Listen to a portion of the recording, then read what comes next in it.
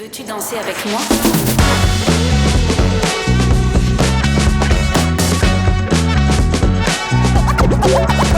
Well, I'm not exactly sure what the title of this episode is going to be, but it's either How to Be a Better Client or Josh's Gripes. We're being a bit cheeky because the goal of this is not to sort of help us make our jobs easier. It's to give you as clients, one, confidence in the interactions, in the planning of the video, and to help you work in a way that gets you the best result. This is for you, the client, to be as effective as possible. My first point on this is to loop us in early and keep us in the loop throughout the planning process.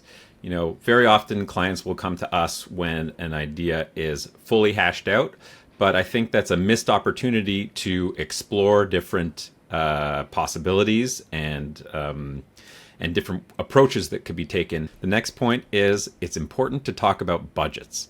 I think often clients are afraid to say how much budget they have because it might mean that we're going to try to maximize that budget.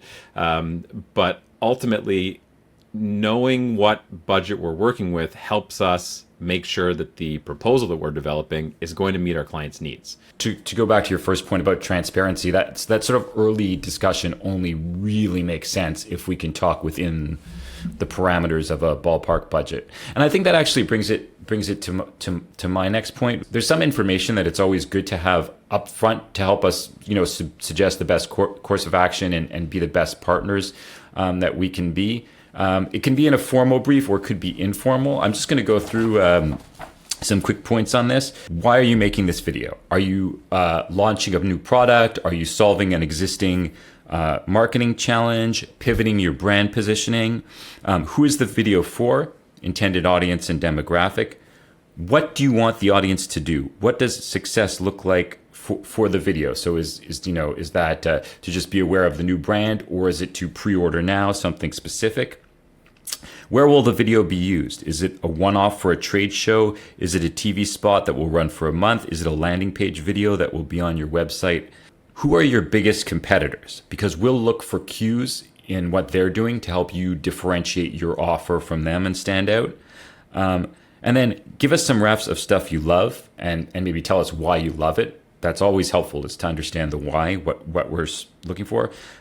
Or give us refs of content in the space you dislike and tell us why you dislike it, because that'll save us a lot of time to not do stuff that you hate. And then one of my top questions is, what is your USP, your unique selling point? Or another way I ask it is just, what gets you excited about your product or your company? Because that's the kind of energy we're going to want to bring into the project. One thing that wasn't on your list that I think is really important to establish early on is having a clear understanding of who the decision makers are and what that process of approvals is going to be like throughout the project. So it's important to understand who the key people are and then who's going to be consolidating that feedback and who the other stakeholders are, either internally or possibly external licensors. Another thing in the How to Be a Better Client is really understanding that creativity isn't instant, and to allow time for your production partner or your agency to absorb the information that's been shared, do their own market research, let it percolate a little bit. We have to be realistic on timelines. We're not talking about weeks and weeks to sort of wander through the woods and until inspiration strikes. But it's just common sense that once we have that brief that we talked about, we then need to have a little bit of time. It can just be a couple of days to look at your competitors, come to brainstorming meetings with concrete ideas. At the end of a project, the execution, if timelines are tight, execution, we can assign multiple shots to multiple artists. The execution can often be compressed without compromising quality, but there is no way to really compress the initial creative without some kind of compromise, because if you compress it too much, you're just going to get the most obvious idea. Yeah, and in that planning stage, allowing for iteration. So there's sort of a back and forth process where your client gives you a brief, then you come with an initial idea, they give you feedback on that idea, you can revise it further. If there's team members that you're collaborating with, between a creative director and a writer, then allowing all those people to sort of have their say ends up with a better final product.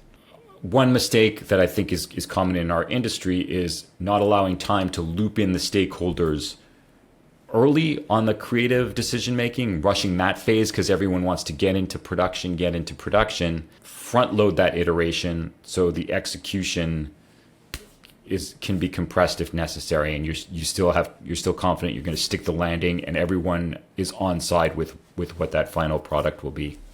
Well, this has been an excellent episode of Josh's Gripes. No, Creative Collab. And I feel like there's more to talk about, so we can explore this more in our next episode. Yeah, this was all just the sort of planning, the pre-phase. I think we can do another episode on sort of like the production.